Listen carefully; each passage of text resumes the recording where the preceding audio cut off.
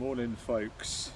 Had a good sleep actually, apart from hearing the firing range, the bombs going off, and the military practice and people on their bikes whizzing around, cars going about. Yeah, but I did sleep well actually, slept really well. Okay, well I'm going to get this tent down. Okay, that's me all packed up, all the rubbish picked up. No trace left behind. Well, the sun has risen and it's behind the clouds at the moment, just coming up above the longest chalk ridge in Britain, which includes Milk Hill over there. I'm filming this with my GoPro 8 because sometimes my Canon G5 Mark II overheats.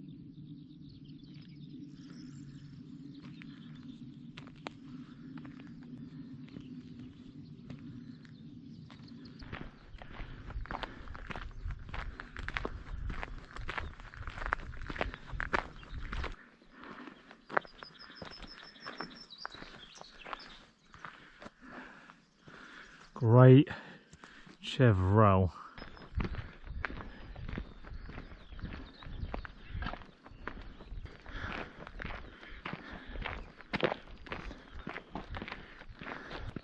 Such a nice morning, walking alongside the military training ground again. So peaceful this time of morning. See so many of those signs going along here.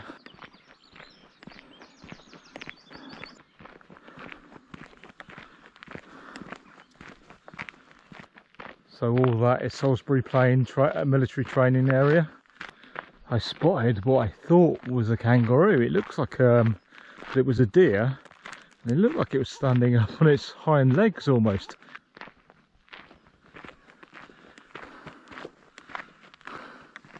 I thought there was no fence for those cows then, but there is an electric one by the side of the road.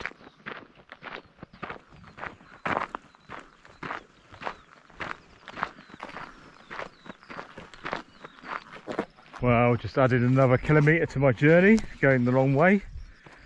Just didn't see this little track and carried on another farmer's track. On the right track now anyway.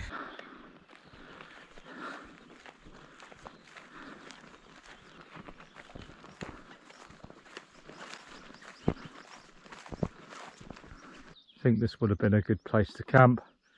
There's no cattle in here, no crops, but be no phone signal because it's like in a sort of like bowl. So today I want to make it past Devizes. I think I can. Then it goes up Oliver's Castle. I want to camp at Cherhill, which is a fort as well, and it's got a monument there. I've camped there quite a few times before. So I will be going past a village that doesn't have a shop, but a bit further up there is one with a shop, but I'm not going to bother going to it because I've got enough water, food, and as I think I'm going to get past Devizes, there's supermarkets there. There are some hills around the Salisbury Plain bit, but it's not as much as the ones in Dorset. I think the hills in Dorset were the most, if you want to call hills a stream, they're not a stream, but the most demanding hills I'd say were the ones in Dorset on the Wessex Ridgeway. Do you get that when you're looking at the map? You think you're almost there, but you're not, because you're looking at the map in a very small scale, so it looks like things are much closer. And then when you look at it at a bigger scale, you realise you're a lot farther away. So I just come from down that way, and today risk of fire is moderate according to this sign. And look at that view down there. I'm going this way. Another bit of an overgrown right away. It's a shame. It's down to a village as well. You'd think it'd be well kept, but obviously not. There's not been any rain, so there's no reason why these haven't been, why these are overgrown. They just haven't bothered cutting them. for a long time, obviously. Well, I don't know if this is the official path, it's probably just the field margin, but the path itself is, well, it's pretty much unwalkable, so I'm walking along here instead. Right, we're just coming up to the village now. So to get to the village from the Wessex Ridgeway, you walk through the cemetery, past the church, onto the main road. This is just actually off the official route.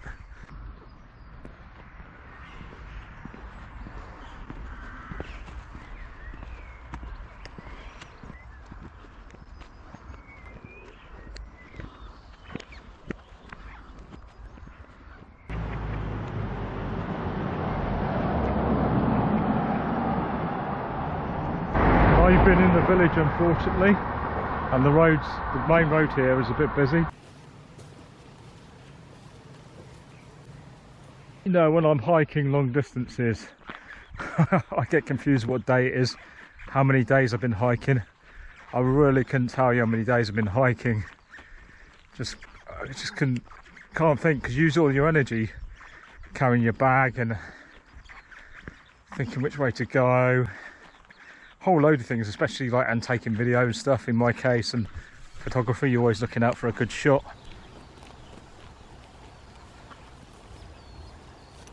So you get the actual tanks crossing here, Salisbury Plain. Salisbury Plain is just over there. This road is the border of the firing range.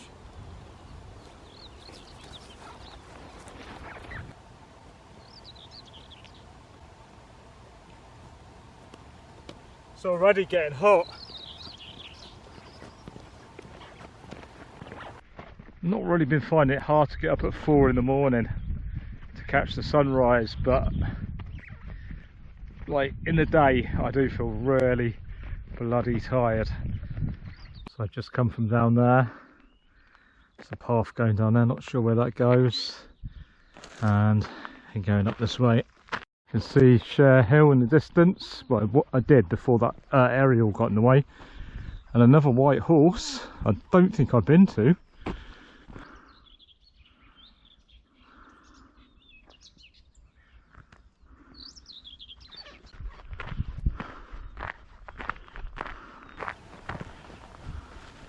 Don't know what this is. So I can see what I think is Oliver's castle. Probably never going to see it on this GoPro, but I'm pointing towards it, and Devizes below, and I can see 2 aerial masts, which is by Wansdyke, and further across I can see Cherhill, which has got a monument, and a white horse also. That's where I just come from. There's my view as I walk along. I don't know if you can hear those bombs going off on the Salisbury Plain. And then, oh shit, oh my god, look, can you see it? I'm wondering whether that is a bomb crater there, where it says out of bounds.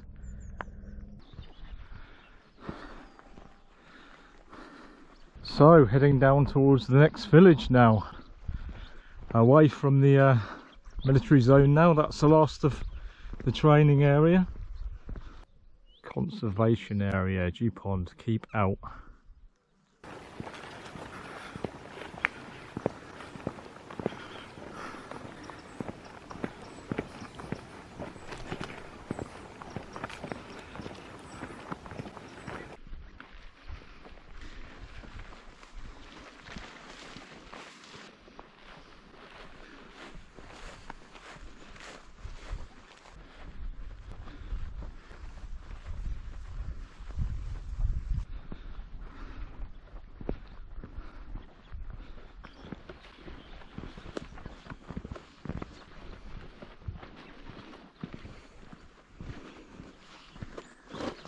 So it is rubbish time at last. It's quite a bit of rubbish.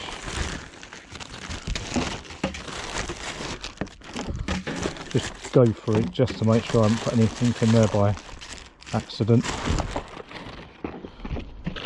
Sometimes I do. Don't think I have. It's alright.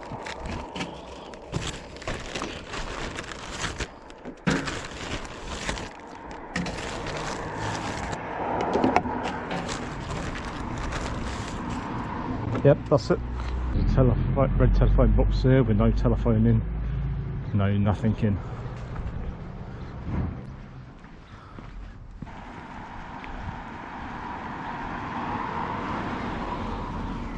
Wow.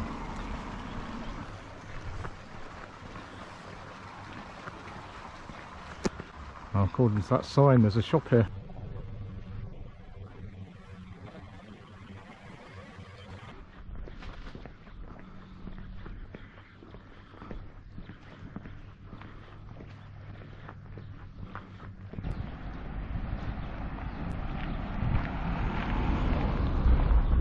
Some information about the village there if you want to pause it and read it.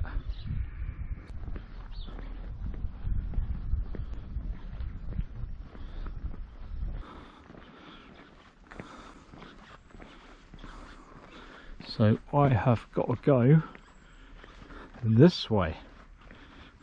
Okay, so just leaving Wiltshire's best kept village of the year, according to its signpost. I think that's what it said.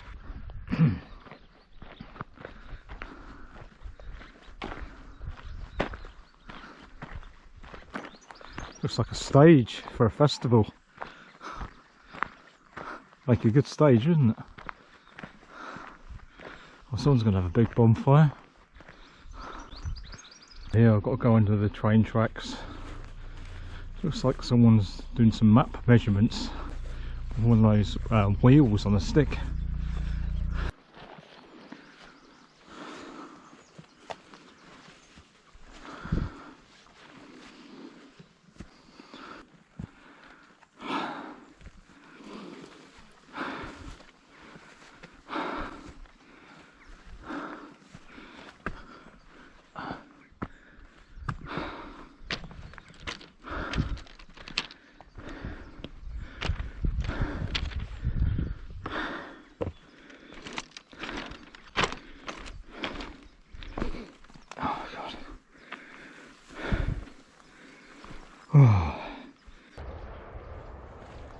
This looks like it might have been a good camping spot, possibly by the train track. Obviously safely away from the train track. Not on the train track, but in the trees by it, possibly. Let's have a look. Oh, I don't know actually. It's a bit overgrown at the moment. Ow!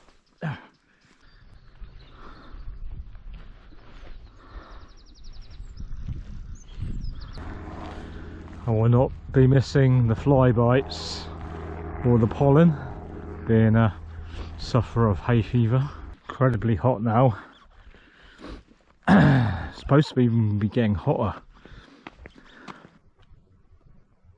He's alive because I saw his tongue come out. How fast can they move to sting?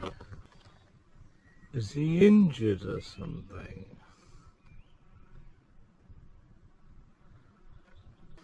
Saved your life, Stert. Please drive slowly. Old train bridge remains by the looks of it. I wonder what line that was.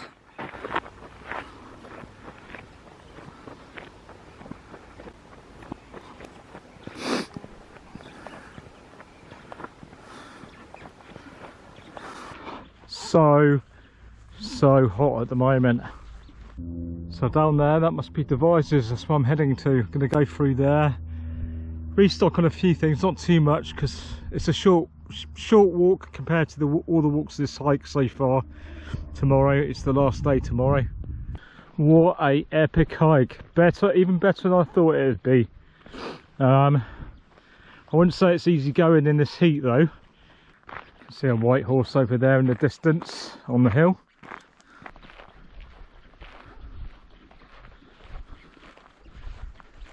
I don't think it's too far to Devizes now. Probably 2 kilometres.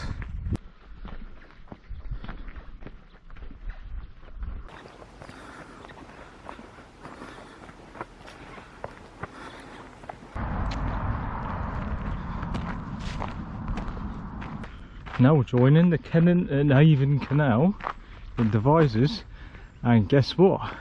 When I walked to John O'Groats to Land's End, I walked on the Kennet and Avon as well, part of it.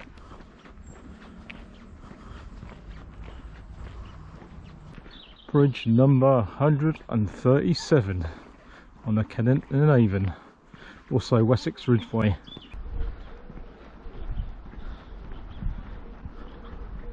Well, I've just been to Morrison's in Devizes.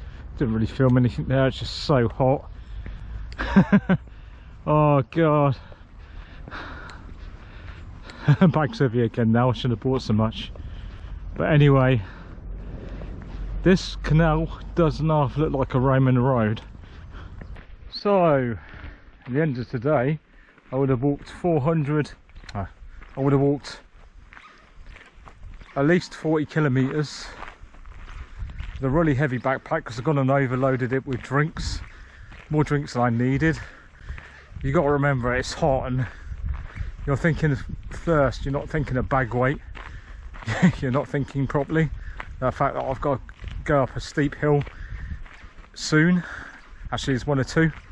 Now on the outskirts of the Devizes now, heading towards that White Horse again, so it must be to the side of Oliver's castle. I think I remember it now. Well, if Romans made paths, this would be it.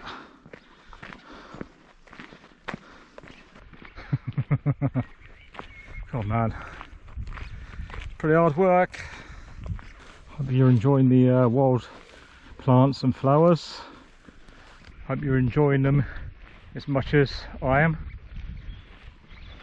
The White Horse Trail and the Wessex Ridgeway Trail, and I have been up this route before because I've done Oliver's Castle before and then went on to up to Wansdyke, and see that you've got the Wessex Ridgeway, White Horse Trail and Wilts Way, and it's up through here.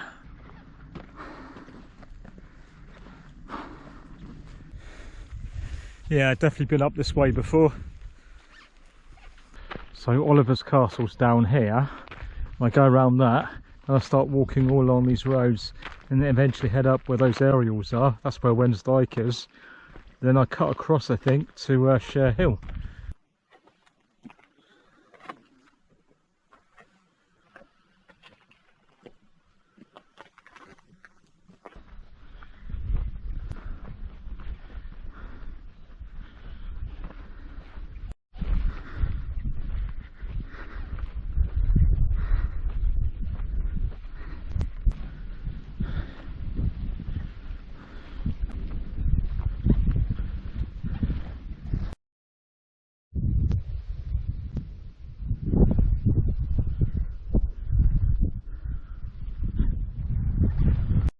Some information here if you want to read it and pause it.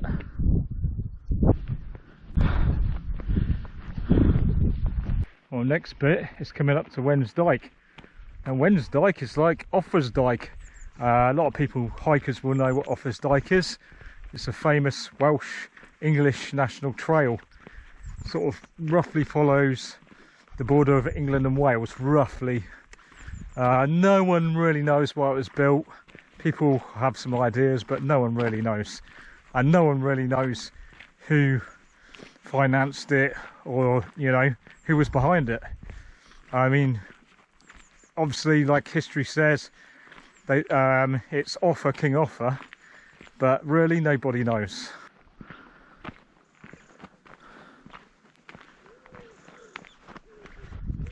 It seriously feels like I'm in Australia at the moment. It's just so hot. It's like, it's not like greenhouse hot, it's more dry hot. There's no moisture in the air. So far the forecast for the solstice is not like this. I mean, it's supposed to be cloudy, maybe not quite as hot, maybe even a little bit of rain.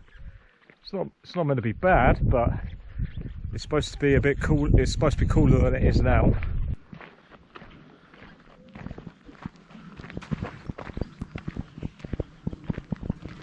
Just walking through the golf course just before Wansdyke. No doubt there's some car deals being struck today. Maybe some advice on the stock exchange. It all happens here, I'd imagine. Everyone else play golf, is that what happens? So that's a golf course I just come up. I'm going this way, and behind this gate is Wansdyke exactly right behind it. There you go. That earthworks is Wansdyke, like Offansdyke. Caution, risk of injury from golf balls. Please exercise caution while on the course. You can vaguely make it out, but it's not the most impressive. It's not the most impressive part of Wansdyke. I've walked the remains of it in Wiltshire, all the best bits already. However, I've got to go down this way, so I'm not even walking along Wansdyke, I'm just crossing it. Okay, so that's Cherhill over there, and there's a monument on top. It's also a fort, and that's where I'll be hopefully camping tonight. I've camped up there quite a few times before. I've got some videos on it actually. Maybe I'll put those up in the link. I've not noticed any crop circles this year so far. You'd think all the places I've been there'd be some, but yeah, around this area of Wiltshire has the highest amount of crop circles in the world. Well, even though I've walked up Wansdyke, I've never walked on this path, and I've never walked to Cherhill from Wansdyke this way along this path, so this is new to me.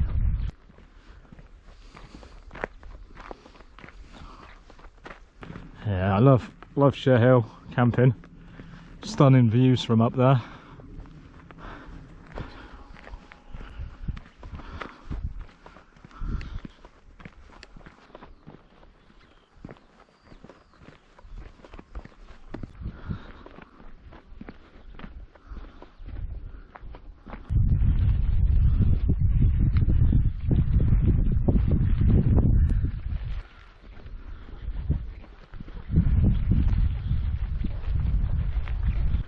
I just saw an orb of light, and it looked like a jellyfish, see-through jellyfish.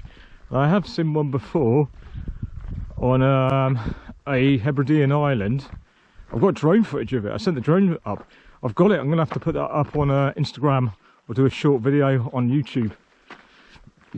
But I was rushing around trying to find my Canon camera, sort it out to take a picture of it. By the time I got the camera, it had gone, but I just thought, I've got a bloody drone with me. I could have set the drone to 50 frames per second on 4K and sent it up to film it. It obviously wasn't human, whatever it was. It was like, it was about the size of a balloon, but it was moving about like it was alive, and it had internal, you know, movements, you know, like a jellyfish does.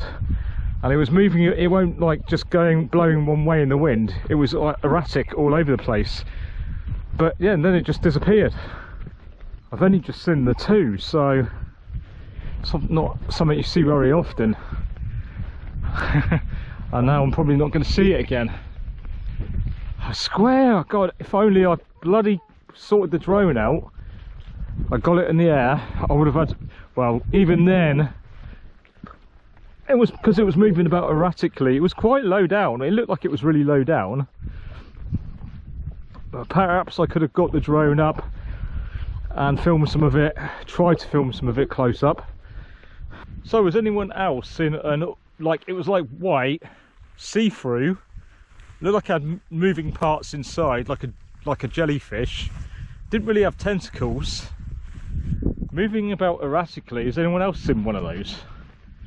I couldn't really call it an orb of light because it's daytime, and yeah, maybe it'd light up at night time if I saw it, but it was white though, and the inside bits were like sort of pinky, sort of darker colour. I just had a bit of a theory, yeah, it's probably a load of bullshit, but the reason why you get things like that around here, possibly because the chalk, and chalk's from living matter, isn't it? You think of all the spirits, the energy, like life force. If you believe in that, if you believe that there's a life force, there's a lot of dead creatures here from, you know, like the chalk is from dead, was it marine animals? Oh, I said it, marine animals, flying bloody jellyfish. I never thought of that. Almost at the top. Well, I looked at the watch, just over 40 kilometres done so far, and I'm just going to be camping as soon as the sun sets, because this place does get quite a few people coming up to watch the sunset. Should be nice and quiet after the sun is set. There's a sign, Cherhill Down, Oldbury Castle it's called. I call it Cherhill Castle, or just Cherhill. Wow, this hike has been truly epic, absolutely epic.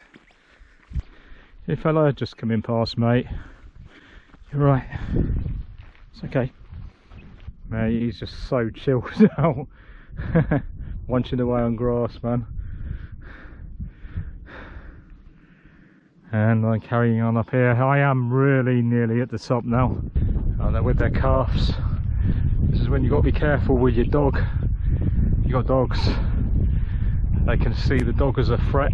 Even if you should have your dog on a lead, but even with on the lead, they can the mama cows can get a bit angry sometimes. It doesn't happen very often, to be honest. I've never personally seen that happen. You know, all the years of walking past cows, I live by cow fields, so it can't happen very often. Probably depends on the breed. It's okay. Oh, I bet it's done there in case he jumps down on me. Oh, she's a big mama cow. It's alright, it's okay. I think I've just met the boss. Are you the boss, madam? Nice to meet you, madam. It's okay. It's okay. Walked all the way from over there. Oh well, I walked all the way from Lyme Regis on the coast in Dorset. Now I'm almost at Avebury. Tomorrow morning, early, I'll be in Avebury, ready for the summer solstice. Okay, I found a spot to pitch up here at the fort. So I want to give the reasons why I love this drone, DJI Mini 3 Pro. One, the drone is really light. It's so light I thought it's just going to blow away in the slightest amount of wind. But I'll come on to the other reason. This handles the wind so well, it's unbelievable. I've used it in over 20-mile-per-hour winds gusts, I think, when I was in Dorset, and some of the footage you'll see, and it was like there was no wind. Seriously. And another thing I like about this, it lands so quickly compared to my old Mavic Air 1, which took ages to land. This lands so quick, which is great, you know, if you have to pull an evasive manoeuvre. And another thing, it is so quiet. You don't know if it's like, say, I don't know, 50 metres up in the air, you don't know it's there. It's just, it really is quiet. It's such a quiet drone, especially quiet compared to the Mavic Air 1, which was like a really loud buzzing sound. Compared to that, this really, you just don't hear it, apart from when you're obviously taking it off and it comes back close to you. It is so quiet, this drone. And even you have to really look where the drone's going, because it's quite stealthy in the sky because of the colour and the size of it as well. So you really don't know there's a drone there, like, you know, which, you know, can annoy people. So that's a good thing. People don't tend to. A lot of people don't like drones, you know. Even though, like, there's nothing wrong with them. I don't think there's nothing wrong with them. You get some great footage and stuff. I don't see the problem, but yeah, some people don't like them. So that's a plus about them being quiet. And also, the last thing you want when you're out in nature is the thing buzzing above your head. That, I can see why that annoys people. With this, you limit it. It's not gone away totally, but it is a lot less harsh than, well, definitely a lot less harsh than my Mavic Air 1. The batteries are so lightweight as well. What else can I say? I love the control. The control is definitely bright enough on a sunny day like it now. I can see the display when it's turned right up, and it's Another thing for when I'm hiking, I hate having to set the drone up. It takes forever with the Mavic, you know, like other drones without a display. It takes forever to set it all up and put your phone on, put your wire on. And with the Mavic Air, I had to adjust to calibrate it all the time almost. With this, I don't. It's just ready to fly. I just have to put the joysticks on, switch it on, and of course, if it's depending on the light conditions, choose a filter. Which the filters are really easy to put on. That's another thing I like here. The filters are so easy to put on this drone, really quick, not unbelievably quick to put the filters on. So that's a big plus. What else can I say about it? It's like I just can't believe how it cuts through the air. The display is built into the controller, so I don't have to worry about my phone going dead. I still can get that footage. The things I don't like about it is at the back, the memory card and USB is exposed, and I can see dust getting in that. As other people have said, the gimbal is, if you crash into something, that's going to break really easy. Also, the plastic feels a bit, to be honest, a bit cheapy, but now I've got used to it. It does feel like a quality product, but at first I thought it felt like an egg carton, to be honest. When I first got it, I thought it's just a fancy egg carton. But no, I've got used to it now. It does feel like a quality product. So I'm just waiting for the sun to get just right to do some drone footage of this sunset without the filter. Obviously without the filter and the right lighting, it'd be even better. Filters are good for when the lighting's too bright, but ideally you want the light just perfect, just the right ambience, which I'm waiting for now.